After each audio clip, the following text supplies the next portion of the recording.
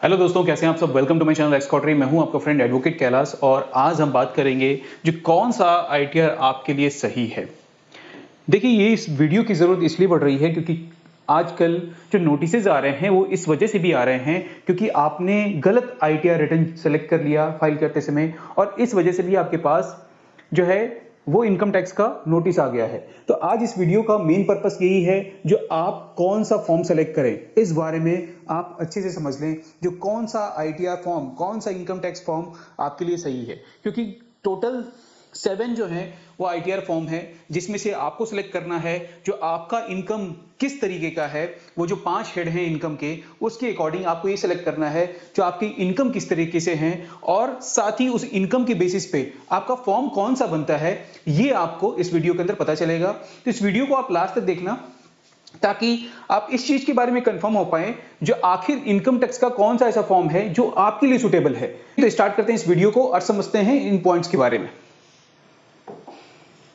देखिए, इसमें मैंने 4 पॉइंट कवर कर रखे हैं जिसमें कि पहले तो कौन सा आईटीआर फॉर्म आपके लिए सही है, दूसरा कितने तरह के आईटीआर फॉर्म्स होते हैं ये भी समझेंगे इसके अंदर, साथ ही how to file income tax return online. देखिए, इसमें मैंने इनकम टैक्स रिटर्न के बारे में जो मेंशन कर रखा है वो हो सकता है जो मैं इसमें कवर कर लूं या फिर ऐसा भी हो सकता है जो मैं इसके लिए अलग से एक सेपरेट वीडियो बनाऊं जिसमें कि आप क्या प्रोसेस फॉलो करके अपना आईटीआर फाइल कर सकते हो ये भी चीज आप उसमें समझ पाओ। ये देखिए, ये कुछ ऐसा बेसिक से जानकारी है जो कि हर एक इंडिविजुअल के पास होना चाहिए जो आखिर मेरा आईटीआर कैसे फाइल होता है, उसमें क्या इंफॉर्मेशन डाले जाते हैं, साथ ही उसके इंफॉर्मेशन डालने के क्या पीछे का पर्पस क्या है। तो कभी भी आपको ना ये जो मिस्टेक्स हैं वो नहीं होंगे फिर, तो इसलिए मैंने इस पॉइंट को भी कवर कर रखा है। तो आज इस वीडियो में हम इन चारों पॉइंट के बारे में समझते हैं। देखिए, पहला तो जैसे कि मैंने प्रीवियस वीडियोस में भी कई बार बता रखा है जो आईटीआर क्या होता है उसके लिए हमने समझ लिया था। अब यहां पे आता है जो आईटीआर 1 जिसके बारे में मैंने थोड़ा बहुत तो आपको बताया था कि इसे कहते हैं सहज। मेरे जो 2-3 प्रीवियस के वीडियोस हैं जिसमें मैंने आईटीआर 1 के बारे में बेसिकली बता रखा है जो आईटीआर 1 क्या होता है, क्योंकि मोस्ट प्रोबेबली यही जो है आईटीआर फाइल किया जाता है क्योंकि हमारे इंडिया के अंदर मोस्टली जो है वो सैलरीड पर्सन है और वो यही आईटीआर 1 ही फाइल करते हैं। तो इसके बारे में मैं किसी दिन आपको सेपरेटली बताऊंगा जो इस फॉर्म को कैसे फाइल करना है ताकि आपके जो ये एक्सपेंसेस होते हैं फाइलिंग के वो भी आप कहीं ना कहीं इसमें बचा सकते हो और आप अपना आईटीआर खुद से बहुत अच्छे तरीके से फाइल कर सकते हो। देखिए, इसमें मोस्टली कॉमन है ये आईटीआर जो है आपका, और ये किन के लिए है? सैलरीड इंडिविजुअल के लिए। ये हमें आपको ध्यान रखना है, ये किसके लिए है? सैलरीड इंडिविजुअल जिनका इनकम अप टू 50 लाख है। मतलब अगर यहां से 50 लाख से ज्यादा हो गया तो ये आईटीआर आपके लिए नहीं है फिर। तो इसलिए हमें ध्यान रखना है जो अगर आपकी इनकम, अगर आप सैलरीड ही पर्सन हो लेकिन अगर आपकी इनकम 50 लाख तक है तभी आप आईटीआर 1 में फाइल कर पाओगे। 50 लाख से जैसे ही आपका ज्यादा गया फिर आप जो है इस आईटीआर के अंदर अपना आईटीआर नहीं फाइल कर पाओगे। तो वो भी हम समझेंगे कि अगर 50 लाख से ज्यादा इनकम है तो वो कैसे फाइल कर सकते हैं वो लोग। देखिए, इसमें क्या सब आएगा? सोर्सेज ऑफ इनकम क्या होगा? जैसे कि आपको सैलरी इनकम हो रही है या फिर एक हाउस प्रॉपर्टी है आपके पास या फिर कोई अदर सोर्स से इनकम हो रहा है। देखिए, बार बार मैं इन 3 पार्ट का डिस्कशन हमेशा करता हूं क्योंकि ये कॉमन है। किसी के पास एक प्रॉपर्टी है, किसी के पास जो है अदर सोर्स से इनकम आ जा रहा है। अदर सोर्स का मतलब क्या होता है? अदर सोर्स का मतलब है जो आपका एग्रीकल्चर इनकम हो जा रहा है या फिर कहीं से आपको कोई लॉटरी मिल गई है, कहीं से आपको कोई गिफ्ट मिल गया है या फिर आपका जो है बैंक में इंटरेस्ट आ गया है या फिर कहीं एफडी पे इंटरेस्ट आ रहा है, कोई लॉटरी इनकम हो गया है। तो ये सारी चीजें आपका अदर सोर्स के अंदर आता है। तो अगर आपकी इनकम सैलरी से है, एक हाउस प्रॉपर्टी है और कोई अदर सोर्स की इनकम है तो ऐसे कंडीशन में सैलरी कितना? 50 लाख, 50 लाख तक अगर आपकी इतनी इनकम है तो आप अपना आईटीआर इसी आईटीआर फॉर्म में फाइल करोगे। यहां पे मैंने कुछ मेंशन किया है जो अगर आपका इनकम कैपिटल गेन से हो रहा है या बिजनेस इनकम है या कोई फॉरेन एसेट्स है तो ये सब सारी चीजें इस आईटीआर में आप फाइल नहीं कर पाओगे। इसके लिए आपको दूसरे आईटीआर फॉर्म जो कि मैं आगे बताऊंगा जो उसके लिए आप कौन से आईटीआर फॉर्म यूज करोगे। लेकिन फिलहाल ये आपको ध्यान में रखना है जो अगर आपका ये इनकम हो रहा है तो इस आईटीआर के अंदर नहीं जाएगा। यहां सिर्फ सैलरी, 1 हाउस प्रॉपर्टी और अदर सोर्स ही आप फाइल कर सकते हो। अब हमारा आ गया आईटीआर 2। देखिए, टोटल 7 फॉर्म है आईटीआर 1 से लेकर के आईटीआर 7 तक, हम सबको समझेंगे। अब यहां पे आ गया हमारा आईटीआर 2, मोर देन सैलरी है। अगर क्या मोर देन सैलरी? जो कि मैंने आपको प्रीवियस स्लाइड में बताया जो 50 लाख, अगर 50 लाख से यहां ज्यादा सैलरी है, यहां मोर देन सैलरी है 50 लाख से, तो ऐसे कंडीशन में जो है वो इंडिविजुअल यहां पे अपना फाइल कर सकते हैं। साथ ही इसमें एचयूएफ भी आते हैं, वो सिर्फ इंडिविजुअल के लिए था, यहां पे इंडिविजुअल भी आ गए और एचयूएफ भी आ गए। ठीक है, अब सोर्सेज ऑफ इनकम क्या होगा? Salary income more than 50 lakh. ठीक है, तो क्या यहाँ पे 50 लाख इनकम से अगर ज्यादा नहीं है तो क्या आप इसमें फाइल नहीं कर सकते? देखिए ये ध्यान रखने वाली बात है, जो अगर आपके पास वन हाउस प्रॉपर्टी है, more than one house property है, ठीक है, कोई भी एक कंडीशन पूरा हो सकता है जो more than one house property हो आपके पास, लेकिन सैलरी आपकी 25 लाख की हो, तो उस कंडीशन में आप यही आईटीआर फाइल करोगे। अगर वन से ज्यादा हो गया, ये कंडीशन आ गया, तो आप आईटीआर 2 में आ जाओगे। फिर आपका कोई कैपिटल गेन का इनकम है, जैसे कि शेयर्स आ गए, म्यूचुअल फंड आ गए, ये सब है, तो भी आप आईटीआर 2 में ही आओगे। अगर आपका सैलरी इनकम भी है, चूंकि सैलरी इनकम मान लेता हूं मैं 10 लाख है, ठीक है, फिर 2 हाउस प्रॉपर्टी है, ठीक है, साथ ही कैपिटल गेन भी हो रहा है आपको और फॉरेन इनकम एसेट्स भी है। ठीक है, अगर ये चारों कंडीशन में मान लेता हूं पहला कंडीशन पूरा नहीं हुआ, तो क्या हम फाइल नहीं करेंगे? ऐसा नहीं है, कोई भी एक कंडीशन अगर इसमें आ रहा है, तब आपको यही आईटीआर फॉर्म सेलेक्ट करना है और इसी आईटीआर के अंदर आपको फाइल करना है। बस क्या ध्यान रखना है जी, ये किसके लिए नहीं है? बिजनेस प्रोफेशन वालों के लिए नहीं है। अगर किसी की बिजनेस प्रोफेशन से इनकम है, बिजनेस या प्रोफेशन, अगर किसी की बिजनेस या प्रोफेशन से इनकम है, तो उनके लिए ये आईटीआर नहीं है। अदरवाइज वो सारे पर्सन जिनकी सैलरी है, इनकम है, मोर देन 2 हाउस प्रॉपर्टी है, कैपिटल गेन है, साथ ही कोई फॉरेन इनकम या एसेट्स हैं, तो उनके लिए हमारा ये आईटीआर 2 फाइल होगा। ठीक है, अब आईटीआर 3 किसके लिए है? जैसे कि मैंने प्रीवियस 2 आईटीआर में बताया आपको, जो बिजनेस एंड प्रोफेशन के लिए वो आईटीआर नहीं था, यहां पे आ गया जो प्रोफेशनल्स और बिजनेसमैन, ये आईटीआर सिर्फ और सिर्फ इन्हीं 2 पर्सन के लिए है।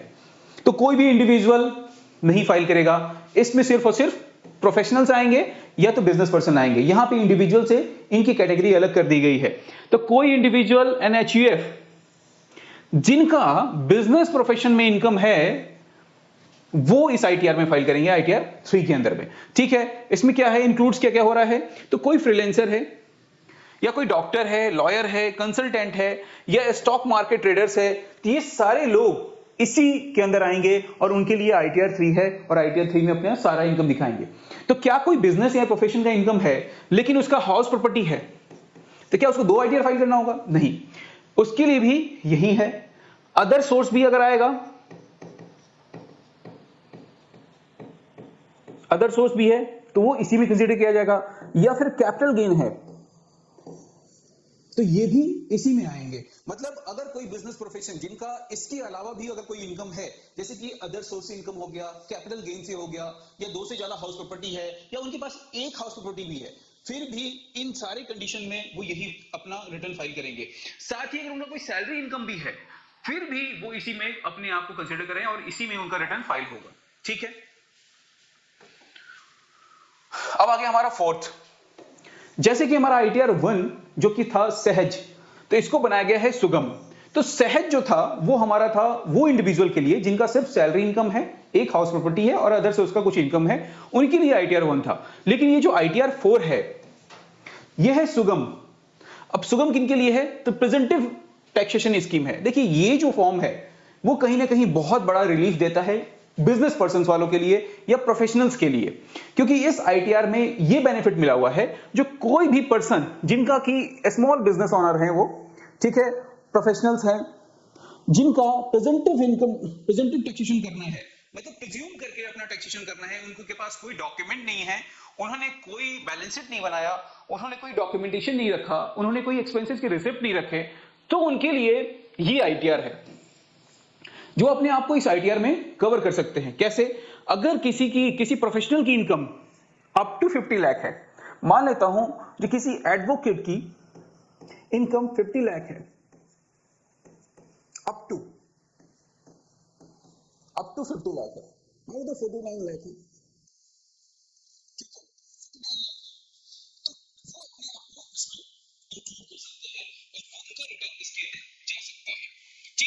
या फिर वो पर्सन, वो बिजनेसमैन जिनका की टर्नओवर अगर 2 करोड़ है।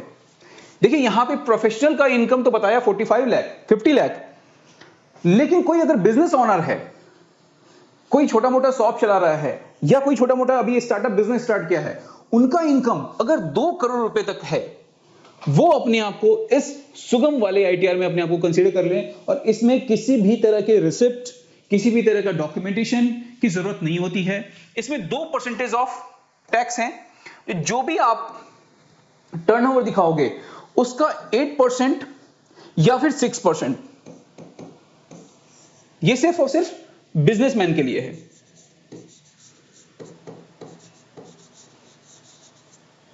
ये फिर सिर्फ और सिर्फ बिजनेसमैन के लिए है, ठीक है। जो अगर वो अपना कैश में बिजनेस दिखाते हैं फिर 8%, अगर वो ऑनलाइन सारा दिखा रहे हैं, सारा ऑनलाइन ट्रांजैक्शन है, बैंक ट्रांजैक्शन है, तो वो अपना 6% दिखा सकते हैं। अगर वो अपना 2 करोड़ का इनकम अगर हो रहा है उनका अप टू 2 करोड़ तक, वो अगर अपना 8% उसमें से प्रॉफिट दिखा दें या 6% प्रॉफिट दिखा दें ऑनलाइन ट्रांजैक्शन के केस में, तो किसी भी तरह के डॉक्यूमेंट की रिक्वायरमेंट उन्हें नहीं होता, वो अपना इजीली आईटीआर इसके अंदर फाइल कर सकते हैं। लेकिन वही अगर किसी प्रोफेशनल का अगर इस सुगम वाले आईटीआर में फाइल करना है, उनके पास कोई डॉक्यूमेंट नहीं है, तो ऐसे कंडीशन में उन्हें अपना जितना भी टर्नओवर है उसका 50% उन्हें इनकम दिखाना होगा। अगर वो 50% इनकम शो करते हैं तो वो अपना आईटीआर इसके अंदर फाइल कर सकते हैं। तो ये रहा हमारा आईटीआर 4 जिसका नाम है सुगम। तो ये उनके लिए है जो कि बिजनेस में है और साथ ही प्रोफेशन में है। अब क्या सिर्फ बिजनेस में है, उनके पास हाउस प्रॉपर्टी है? देखिए कभी नहीं, ऐसा नहीं है जो उनके पास अगर हाउस प्रॉपर्टी है तो फिर वो आईटीआर 1 फाइल करेंगे, 2 फाइल करेंगे, 3 फाइल नहीं। उनके पास जो भी इनकम है, अगर वो उनका बिजनेस प्रोफेशन में आ रहा है तो बिजनेस का इस अकॉर्डिंग दिखाएंगे, साथ ही अपना सैलरी इनकम भी दिखाएंगे, साथ ही अपना वो अदर सोर्स का भी इनकम दिखाएंगे, इसी के अंदर कैपिटल गेन का भी इनकम दिखाएंगे, सारी इनकम इसके अंदर दिखाएंगे वो अपना। अब आ गया हमारा आईटीआर 5, 6 और 7। देखिए इसे मैंने तीनों को एक में इसलिए लिया है ताकि आपको कोई कंफ्यूजन ना हो जाए, ठीक है। आईटीआर 5 किसके लिए है? फर्म्स, मतलब पार्टनरशिप, पार्टनरशिप फर्म, ठीक है। एलएलपी, एओपी, बीओआईज, ठीक है, मतलब एसोसिएशन ऑफ पर्सन या बॉडी ऑफ इंडिविजुअल्स, ठीक है। ये अपना आईटीआर कहां फाइल करेंगे? 5 में। ये इंडिविजुअल्स के लिए नहीं है, ये आईटीआर इंडिविजुअल के लिए नहीं है, ये किसी पार्टनरशिप फर्म, एलएलपी, एओपीज या बीओआईज के लिए है, ठीक है, जिसमें कि पार्टनरशिप फर्म, एलएलपी, एसोसिएशंस आ गए। यही अपना आईटीआर इसके अंदर फाइल कर सकते हैं। मतलब ये भी आ गया, जो अगर कोई बिजनेस इंडिविजुअल नहीं है, अगर कोई ये पार्टनरशिप फर्म जो कि बिजनेस में इन्वॉल्व हैं, वो अपना आईटीआर 5 के अंदर फाइल करेंगे। लेकिन वहीं कंपनी कहां फाइल करेगा? कंपनी के लिए प्रॉपर सेपरेट दे दिया है, जो वो अपना आईटीआर 6 में फाइल करेंगे, ठीक है। Companies other than those claiming exemption under section 11 charitable या रिलीजियस पर्पस के लिए, ठीक है। देखिए ये सिर्फ और सिर्फ उन कंपनियों को साइड कर दिया जो कि सेक्शन 8 की कंपनियां हैं एज पर कंपनीज एक्ट 2013। मतलब वो कंपनियां जो कि चैरिटेबल ट्रस्ट है, जिन्होंने एनजीओ बना रखा है, तो उन्हें छोड़ करके, ठीक है, वो सारे कंपनीज इस आईटीआर 6 के अंदर अपना रिटर्न फाइल कर सकते हैं। अब इसमें कौन से आएंगे? आईटीआर 7 के अंदर, आईटीआर 7 के अंदर क्या? ट्रस्ट या पॉलिटिकल पार्टीज या फिर एनजीओ। यहां जो मैंने एग्जाम्प्ट किया था वही एनजीओ यहां आ गया। कंपनीज एक्ट के अंदर सेक्शन 8 की जो कंपनियां हैं,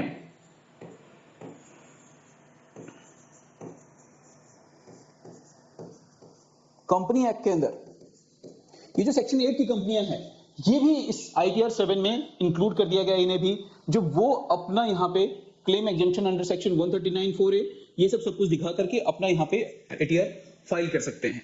तो ये टोटल कंप्लीट 1 से लेकर के 7 तक का एक्सप्लेनेशन था, जिसमें कि हमने ये समझा जो आईटीआर कौन कौन से आईटीआर आप फाइल कर सकते हैं अपने लिए।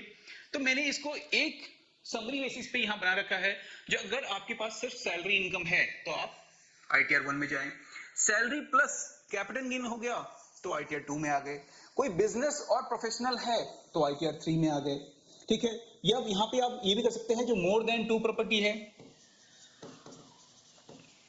2 हाउस प्रॉपर्टी है तो भी आ गया, ठीक है। बिजनेस प्रोफेशनल के लिए आईटीआर 3 हो गया। यही अगर अपना प्रेजम्पशन बेसिस में फाइल करना चाहते हैं तो ये आईटीआर 4 में फाइल करेंगे, ठीक है। कोई पार्टनरशिप फर्म, एलएलपी या बीओआई है, ये एओपी है, BOI मतलब बॉडी ऑफ इंडिविजुअल्स और एसोसिएशन ऑफ पर्सन, ये तो अपना ITR 5 में फाइल करेंगे। अगर वहीं कोई प्राइवेट लिमिटेड या लिमिटेड कंपनी है तो वो ITR 6 में आ जाएंगे। लेकिन ट्रस्ट या NGO, सोसाइटी, जितनी भी चीजें हैं वो आ गया आपका ITR 7 के अंदर। तो ये रहा हमारा एक समरी जिसमें कि हमने ये समझा जो कौन कौन से ITR किसके लिए क्या जरूरी है। अब कॉमन मिस्टेक जो होता है ITR के अंदर वो क्या होता है, जो हमेशा चूज करने में, ITR फॉर्म को चूज करने में वो गलती कर देते हैं, जिसकी वजह से उनके पास नोटिस आ जाता है। देखिए कई बार उनके पास 2 हाउस प्रॉपर्टी है लेकिन उन्होंने सेलेक्ट कर लिया ITR 1, तो वो अपना ITR सही से फिल नहीं कर पाते और कहीं ना कहीं अगर डिपार्टमेंट को किसी तरीके से पता चल गया तो आपके पास नोटिस आ सकता है।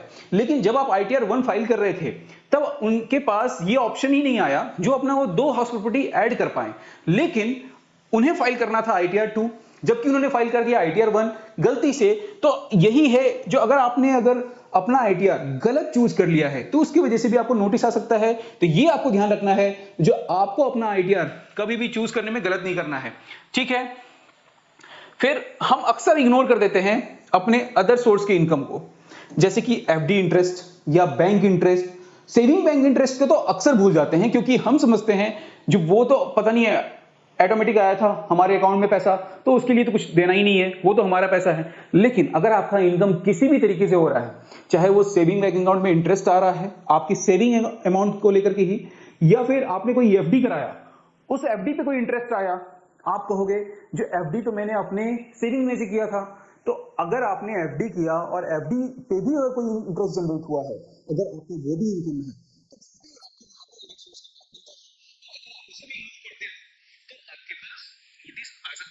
क्योंकि वो कहीं ना कहीं आपका 26AS में शो हो जाता है, क्योंकि कई बार बैंक जो है TDS डिडक्ट कर लेती है तो वो इनकम आपका 26AS में भी शो होगा। तो कई बार मैच करना भी भूल जाते हैं हम, जो कि मैंने प्रीवियस वीडियो में बता रखा है। साथ ही हम कैपिटल गेन के बारे में नहीं बताते। आजकल शेयर मार्केट में इन्वेस्टमेंट काफी बढ़ गया है, लोग काफी इंटरेस्ट ले रहे हैं शेयर मार्केट में इन्वेस्टमेंट को लेकर के, लेकिन कई बार ना तो वो अपना लॉस दिखाते हैं ना तो वो अपना प्रॉफिट दिखाते हैं। वो समझते हैं जो वो इनकम मेरा बिल्कुल ही डिफरेंट है, उसे पूरा पूरा इग्नोर कर देते हैं। तो अगर आप किसी भी तरीके से कैपिटल गेन का इनकम इग्नोर कर रहे हो, अब यहां पे मैंने सिर्फ और सिर्फ शेयर मार्केट के बारे में बोला है, तो कैपिटल गेन कहीं भी सिर्फ और सिर्फ शेयर मार्केट तक नहीं अटका हुआ है, इसमें बहुत सारे एसेट्स आ जाते हैं। अगर आप कोई प्रॉपर्टी भी सेल आउट कर रहे हो with in a time period तो उसका भी एक कैपिटल गेन जनरेट होता है, तो और उसके बेसिस पे आपको आपका टैक्स भरना होता है। तो ये आपको ध्यान में रखना होगा जो वो कौन से कैपिटल गेन के प्रॉपर्टीज आते हैं और उसमें क्या इनकम होता है। किसी न किसी वीडियो के अंदर मैं इस कैपिटल गेन चैप्टर को भी बहुत अच्छे से एक्सप्लेन करूंगा, तो आप इस चैनल को सब्सक्राइब कर लेना ताकि उस तरह की वीडियो आप तक सबसे पहले पहुंच पाए।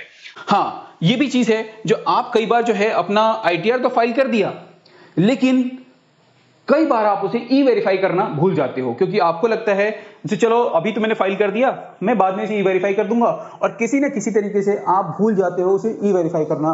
तो आप ये भी समझ लो इसमें टाइम दिया गया है 30 डेज का। पहले ये टाइम काफी ज्यादा था लेकिन अब ये हो गया है 30 डेज का।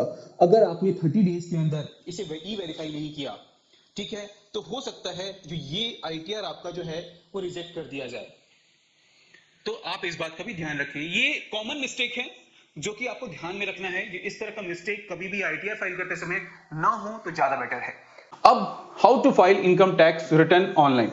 देखिए ये जो पॉइंट है इनकम टैक्स रिटर्न को कैसे फाइल करना है, ये अपने आप में एक बड़ा टॉपिक है और इसमें मैं कहीं ना कहीं आपको ITR 1 जरूर बताऊंगा जो कैसे फाइल करते हैं, ठीक है। ITR 1 के बारे में जरूर बताऊंगा।